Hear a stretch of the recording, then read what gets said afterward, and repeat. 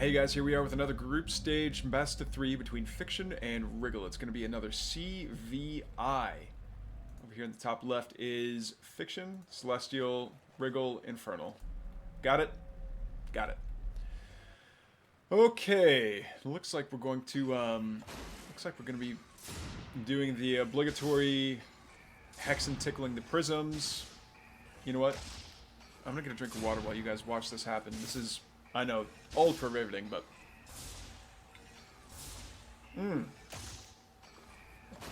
actually, there's something I want to talk about.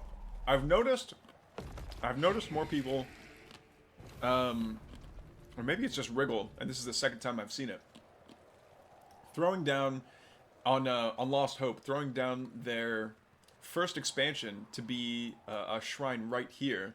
And I really like it, actually, because they don't throw it down at the natural. They throw it down at the third location, at the pocket third, and they make sure to do that before the Therian patches start populate. Yeah, you see the Therian patches are starting to populate southwards. Yeah, and I just really like that. I think it's got a more direct route to this Luminite, but you're still right up against the Therium. So I really like that location as a first expansion for the Infernal. And what's coming out here? Argents. Looks like Argents are coming out. I've already seen the first one coming out. Okay. And we've already got a Conclave. Plague X is on the way. Good stuff. Now, so because it is a top spawn between the two players, it looks like they're going to be fighting over... Well, if they do decide to... Oh, interesting. I scan over here at the ramp between the main and the natural. I don't know that first scan actually would see the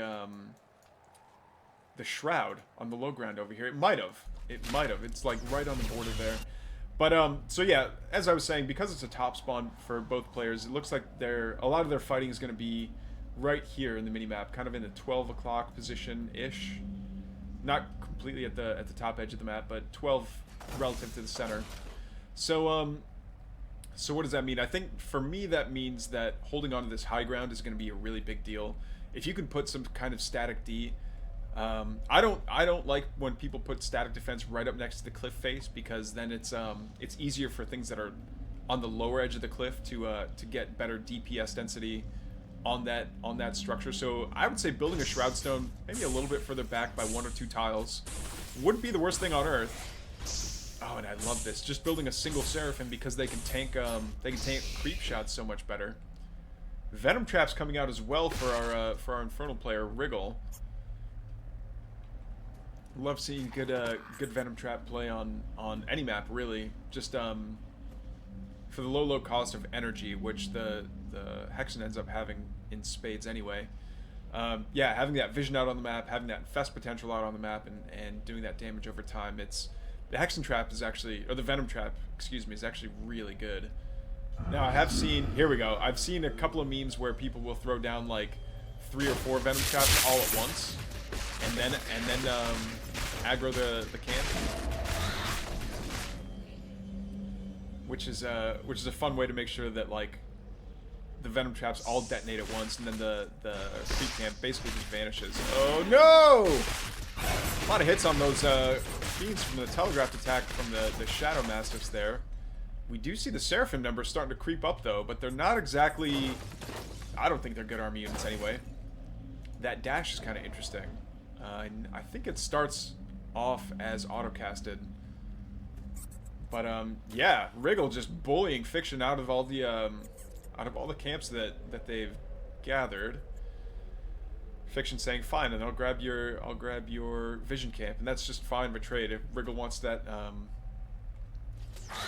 I guess he doesn't need that energy regen camp, but it's fine.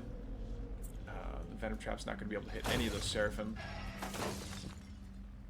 2 free volleys on that Kree.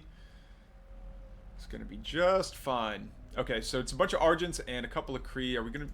yeah, I hope it's going to be a lot more Kree, ever since Wriggle showed just how many gaunts he has. But this then raises the question, okay, that's the answer to my question. I was going to say, at what point do you start switching over from gaunts over into Magmadons? And the answer is right now. Wriggle wanting this this extra Ethereum just so you can focus on. I like these camps, not necessarily because it's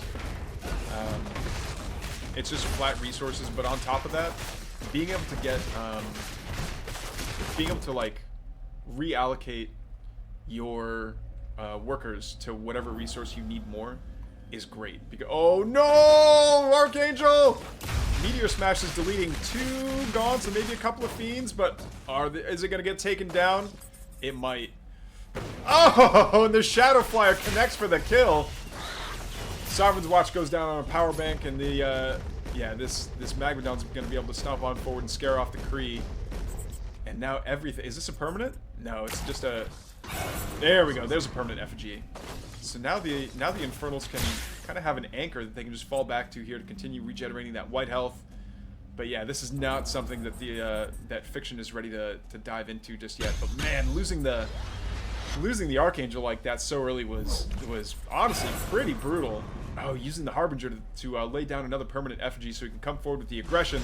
Gaunts are going to start sending Plague Axes forward, excuse me. Magmadon's going to stomp on forward, start getting good surface area on it. This Sovereign's Watch is going to start trying to chip away health of the Magmadon, but Magmadon on creep or on Shroud regenerates white health pretty quickly, so I don't think it's going to be all that effective. And yeah, all that Wriggle has to do is stay out of range, and yeah, until it goes away. And that was mostly, I would say, a waste of power, because it was a good way of zoning out the aggressor there. But okay, he was on yellow power for a little bit, but now he's back onto green. No, another Sovereign's Watch goes down from the Starforge, but these Hellborn are getting fantastic AoE shots off. Yeah, even the Archangel has to retreat a little bit. He's going to take back off again, and he's got to get healed somehow, some way. He can come back over to the Arc Fortress and get that that Skyward Salvation, but that takes a lot longer. We're back down to red power now for Fiction, and I think we're going to be starting to see a GG here pretty soon. Once this array goes down, that's going to be a huge hit to the Infernal economy, or the Celestial economy, excuse me. But will it go down? Is it going to be able to get away from all this Infernal? It looks like it will. But we still have the, oh, never mind. I was going to say, we still have the Harbinger around somewhere that'll grant high ground vision if we absolutely need it. Yeah, the Kree are just going to get turned into Fiends here pretty soon. Alright, now everything's going to start falling, dude. No, get that Magmadon out of there! Yeah, give him free shots to, that Sovereign's Watch is a feels bad man moment. Archangel stomps on down. Oh no, did you, what was that micro? He pulled up the Hellborn into the Harbinger right as the Archangel was about to do his Meteor Smash, so he saved, granted, the game was basically over anyway, but avoided a Meteor Smash by gobbling up the 2 Hellborn into the Harbinger. That was actually sick micro at the end of the game. GG's, Wriggle goes up 1-0 in this best of 3. Alright guys, game 2 between Wriggle and Fiction. Fiction swapping out factions from Celestials over to Vanguard, and his dog is already starting to do a bit of core health to the, there we go, to the Hexen. Hexen's still gonna waddle on forward and get an eye full of this Vanguard force. Sees when the command post is going down. Sees that it's a natural first and is not going to see any barracks in the base of Fiction. So he's going to teleport home. Easy, breezy, beautiful, clever girl is the Hexen. Oh, we can't see the portraits in spectator mode, can we? I keep forgetting about that. But it's fine, it's fine. Okay, so we've got the Hexen and the Brute out, and that should be enough to take this health camp. I think it is.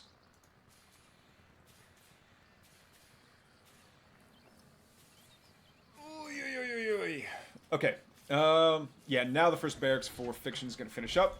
Lancer's coming on out. Now I wonder if it's going to be just some quick Lancer aggro, or if he's just going to save up and, okay, good manual split there.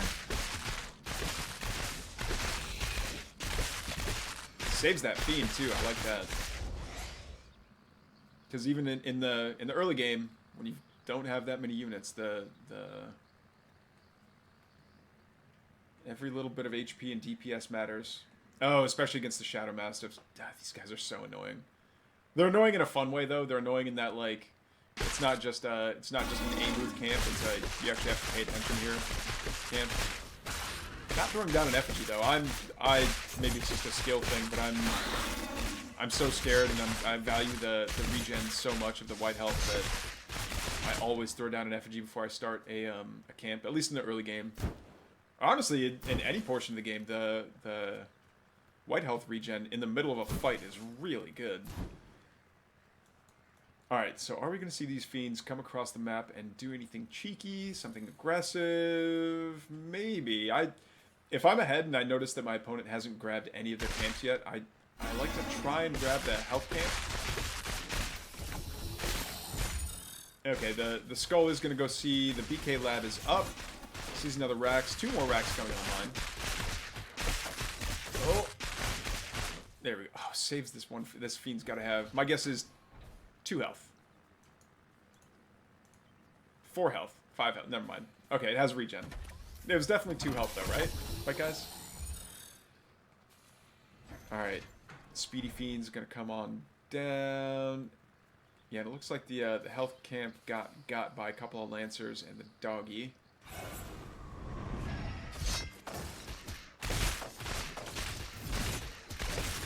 Yeah, it looks like there hasn't been much else built for Wriggle. Wriggle hasn't actually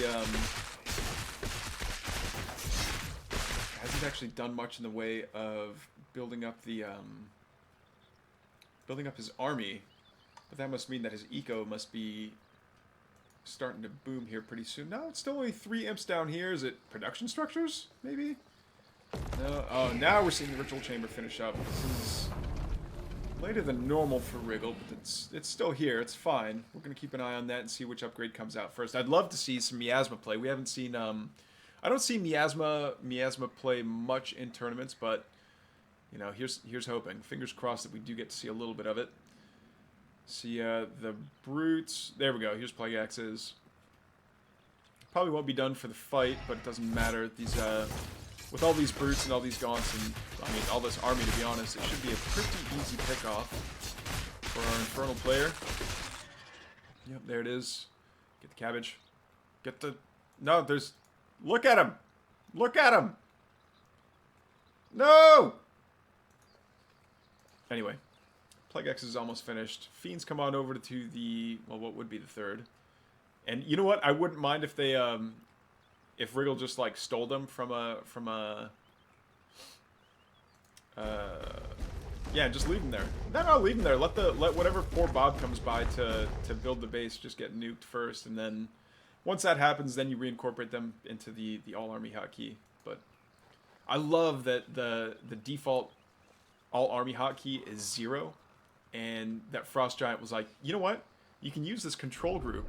Instead of it having it be a real all-army hotkey, it's just a control group that every unit goes into. And it's nice because every new unit is automatically added to it, but you can still steal things from that control group. So, Fiends, perfect example. I want my Fiends... Basically, oh, the Uno reverse. It's the 2 people in the cars passing each other in traffic with the drops. Double drop of Lancer Exo. All right, Shroudstone's gonna come over here and start dealing damage. We do see the guards, the bodyguards of Wriggle going back up into the main, and then they're gonna start trying to do damage to the worker line. I think these imps need to turn and fight, honestly. Yeah, that Exo's just gone. We don't have a whole lot of anti-air here for Wriggle, to be honest, though. There's the first couple of Shadow Flyers. Oh, they need to get out of there. Evax, what are you doing? Evax! Alright, the Exos there are going to continue to do fantastic damage because there's so many heavy tag units here. No, not the Fell Hogs. There we go. Now everything's back up into the evacs. The evacs need to go somewhere. Oh, no, but I'm missing the Gaunt drop behind all this. It looks like everything in the main got cleared out. And yeah, these Gaunts have just done absolute work here. Yeah, there's nothing mining in the main. And it's only 6 minutes in. There's still so much Luminite left in that mine. I guess he wants to evac, though, and deny high ground vision.